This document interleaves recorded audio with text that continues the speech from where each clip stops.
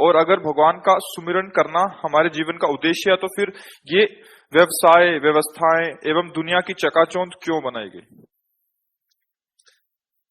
पहली बात तो धन्यवाद है आप लोगों का कि आप बात मान रहे हैं।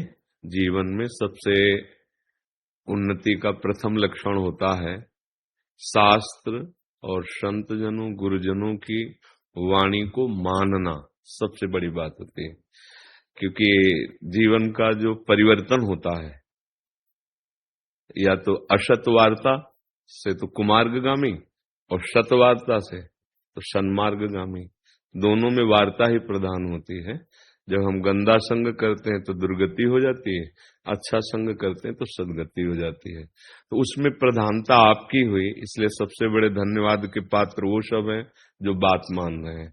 और दूसरी बात, ये जो बात हृदय में आती है कि मैं कौन हूं, पढ़ के ही सही, सुन के ही सही, पर ये बहुत बढ़िया बात है, क्योंकि अपना परिचय मिला नहीं, पूरा जीवन व्यतीत हो गया, तो हम दूसरे का परिचय क्या जानेंगे या भगवान का परिचय क्या जानेंगे।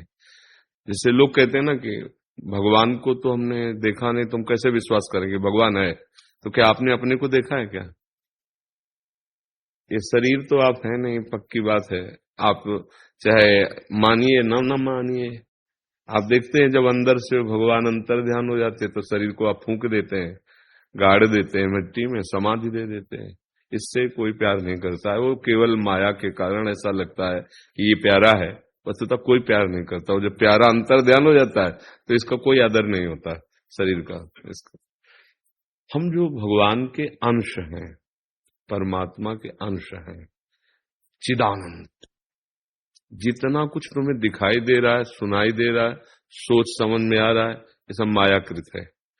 मैं और मोर तोर तय माया, जेह बस कीन्हे जीव निकाया, गो गोचर जहां लगु मन जाई, सो सब माया जानो भाई।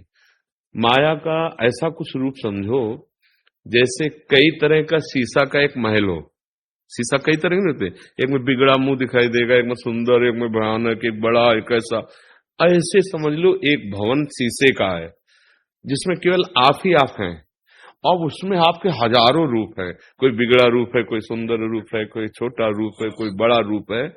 वैसे एक ही परमात्मा इस माया रूपी शीशे कारण कहीं मनुष्य, कहीं स्त्री, कहीं चर, कहीं अचर, कहीं बुरा, कहीं महात्मा, कहीं उत्तम, कहीं अधम, वो दिखाई दे रहा है नहीं। जैसे उस शीशे के भवन से हटाओ तो असलियत में उसका जो रूप है तब समझ में आएगा। शीशे के भवन में तो एक ही करोड़ों रूपों में दिखाई देगा।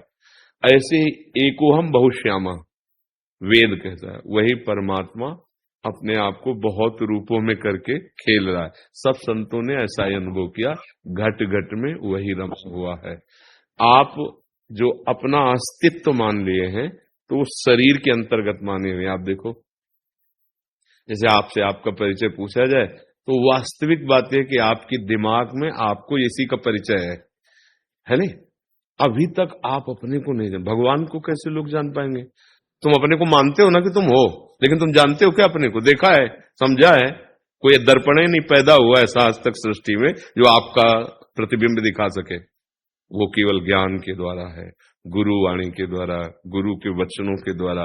अज्ञान तिमिरांधस्य ज्ञानांजन शलाकया चक्षुरुन्मीलितमेन तस्मै श्री गुरुवे नमः। वो किसी दृश्य का स्वरूप नहीं है कि हम उसे देख सकें, वो मैं ही हूं। वो इंद्रियों के द्वारा देखा नहीं जा सकता, क्योंकि इंद्रिय हमारे करण है। जैसे हथौड़ा है तो हथौड़े को तो जानता है जो उसका कार्य करने वाला है, लेकिन हथौड़ा उसको नहीं जानता जो उसे चला रहा है। ऐसे इंद्रियां हैं, वो एक करण है, उसको जो चला रहा है वो आप है। लेकिन ऐसी भूल भुलैया में आप फंस गए